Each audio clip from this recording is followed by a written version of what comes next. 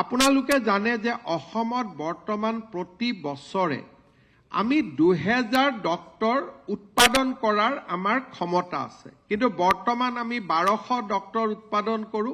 প্ৰতি বছৰে এখন মেডিকেল কলেজৰ পৰা 5 বছৰ পূৰণ হয় আৰু নতুনকৈ 100 জন আৰম্ভ হয়। By 2030, Assam will produce 2,300 doctors annually produced, and intake will go to 3,000. কিন্তু এডমিশন ললেতো ডক্টৰ নহয়, মাজত 5 বছৰ লাগে। 3000 পঢ়িব আৰু 2300 জন ডক্টৰ উৎপাদন হ'ব। এই বৃহৎ যিটো ফোৰ্স সৰকাৰ বা নাৰ্সিং হোমত চাকৰি দি এই ডক্টৰ সকলক আপুনি কেতিয়াও সংস্থাপন দিব নোৱাৰে, কাৰণ বছৰত যদি 2000 ডক্টৰ উৎপন্ন হয় 5 বছৰত 10000 ডক্টৰ উৎপাদন হ'ব। তেওঁলোকৰ কাৰণে ইমান নাৰ্সিং হোমো নাই, ইমান গভৰ্নমেন্ট হস্পিটালো নাই। সেই কাৰণে এইবাৰ আমি ৰাজ্যৰ স্বাস্থ্য কেন্দ্ৰক এটা নতুন গতি প্ৰদান কৰি আমি বাজেটত ঘোষণা কৰিছো যে আমি প্ৰতিটো সাব সেন্টাৰত এজনকৈ ডক্টৰ দিম।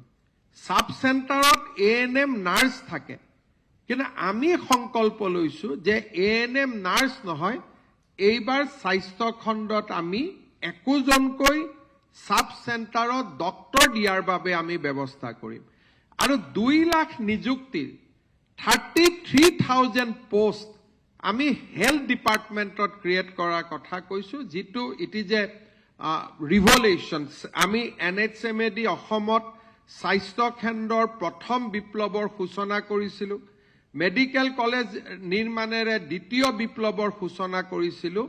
Now we are moving towards another revolution point 3 বুলি আমি ক'ব লাগিব যে আমাৰ স্বাস্থ্য খণ্ডত আমি প্ৰতিটো সাব সেন্টাৰতে এজনকৈ ডক্টৰ অৰ্থাৎ 4000 ডক্টৰ আৰু তেওঁলোকক সহায় কৰাৰ কাৰণে নাৰ্স, লেবৰেটৰী টেকনিচিয়ান, ফাৰ্মাচিষ্ট অৰ্থাৎ 33,000 নিযুক্তিৰ প্ৰস্তাৱ এই বাজেটত ৰাখিছে। Over A period of 5 years আমি লাহে কৰি যাম, যাতে এটা নিৰ্দিষ্ট সময়ত অসম বৰ্তমান আমি বহুতখিনি ৰিচাৰ্চ কৰিছো, ভাৰতবৰ্ষৰ কোনো ৰাজ্যতে সাব সেন্টাৰ পৰ্যায়ত ডক্টৰ নাই।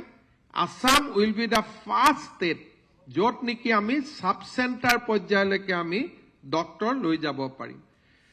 শিক্ষাৰ বিকাশৰ ক্ষেত্ৰত আমি সংকল্প পত্ৰৰ প্ৰস্তাৱ আকৌ দোহাৰিছো যে প্ৰতিখন জিলাতে এখন মেডিকেল কলেজ, এখন ইঞ্জিনিয়াৰিং কলেজ, এখন বিশ্ববিদ্যালয়, দুটা আমি আপোনালোকে উৰিষ্যাত যদি কেতিয়াবা যায় তাত আপোনালোকে দেখিব তাত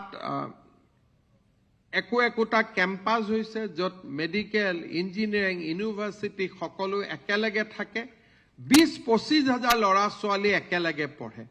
আমি অসমত তেনেকুৱা দুটা একাডেমিক গ্ৰোথ সেন্টাৰ বনাব খুজিছো, য'ত ইউনিভাৰ্চিটি থাকিব, ইঞ্জিনিয়াৰিং কলেজ থাকিব, মেডিকেল কলেজ থাকিব, ITI থাকিব, গোটেইবিলাক একেলগে থাকে আৰু ই এটা গ্ৰোথ সেন্টাৰত ৰূপান্তৰ হয়। আৰু আমাৰ প্ৰতিখন নতুন বিশ্ববিদ্যালয়ত 100 কোটি টকা, পুৰণা বিশ্ববিদ্যালয়ত 50 কোটি টকা, অট'নমাস কলেজলৈকে 2 কোটিকৈ আমি এটা এডুকেশ্যন ইনফ্ৰা নিৰ্মাণৰ ওপৰত এই বাজেটখনে গুৰুত্ব দিছে। প্ৰাদেশিকৰণৰ বিষয়টোক আমাৰ শিক্ষকসকলৰ ডেট অফ এপইণ্টমেণ্ট লৈ এটা কনফিউজন আছিলে, তাকো দূৰীকৰণৰ আমি আশ্বাস দিছো যাতে প্ৰভিন্সিয়েলাইজেশ্যন হ'ব পাৰে।